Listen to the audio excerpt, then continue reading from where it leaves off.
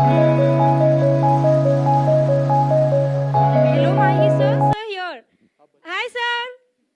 Sir. Sir इधर. अरे हट. Sir. Sir. Sir first of all, I love you for what you are, and so we all love you for what you are, what you have done for our nation, and. So okay, so coming to the point, और sir आज आप बहुत सही दिख रहे हो, ठीक है? सर तो हाँ, और ये दिस इज सवाल dream for me. Okay sorry हाँ, तो सवाल ये था कि सर मतलब पूरी दुनिया आपको जानती है कि you are the captain cool. तो सर जैसे मैं स्टूडेंट हूँ, मुझे एग्जाम में कुछ डिफिकल्ट आ गया, प्रेशर, तो सर आप प्लीज मुझे टिप्स दे सकते हैं कि कैसे कूल एंड काम रहना, क्योंकि आप इतने प्रेशर सिचुएशन में भी। ये इसका बहुत ही सिंपल आंसर है और ये एक्चुअली मेरे लाइफ में हुआ है, तो मेरे लिए बोलना बहुत आसान है।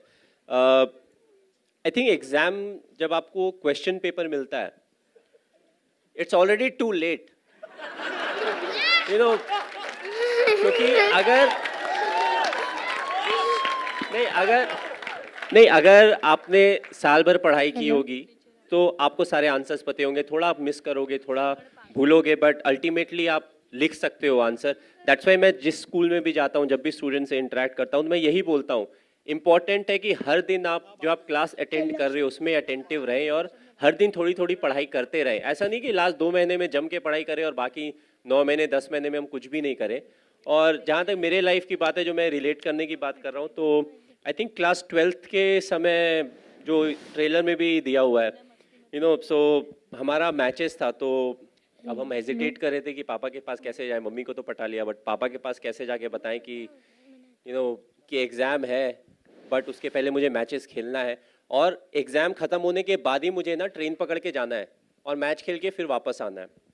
तो फाइनली थोड़ा करेज जुटा के गए, मेरा पापा ऐसा है कि मैच है हमारा, ऐसा है वैसा है।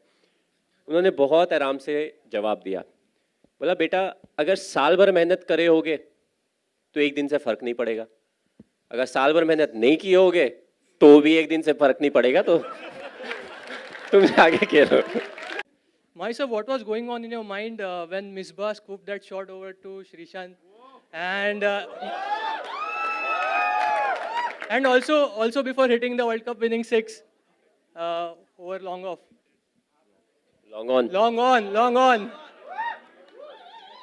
नहीं, जहाँ तक 2007 वर्ल्ड कप के कैच की बात की जाए, तो टीवी में जब मैंने देखा, वापस आने के बाद हम हाईलाइट देख रहे थे, मेरा हार्ट रेट भी ऊपर चला गया था। और जिस तरीके से वो बॉल के ऊपर फोकस कर रहे थे, आपने ऑफ कोर्स टेलीविजन में देखा होगा, तो वो तो मुझे लगा कि टीवी में देखते हुए कि ये तो गया मतलब 1 बाउंस 4 हो गया।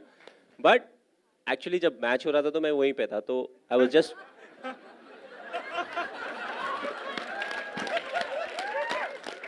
तो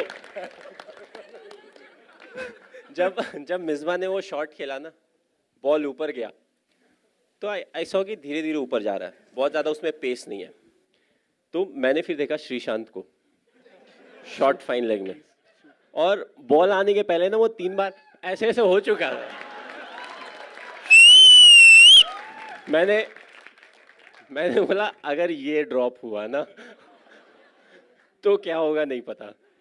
बट आई फील जो आसान कैचेस होते हैं क्रिकेट में, वो सबसे ज़्यादा मुश्किल कैचेस होते हैं, क्योंकि जब आप बॉल को देखते हो सारी चीज़ें आपके सामने आ जाती है, छूट गया तो ये होगा, वैसा होगा, और बॉल धीरे धीरे नीचे आ रहा है।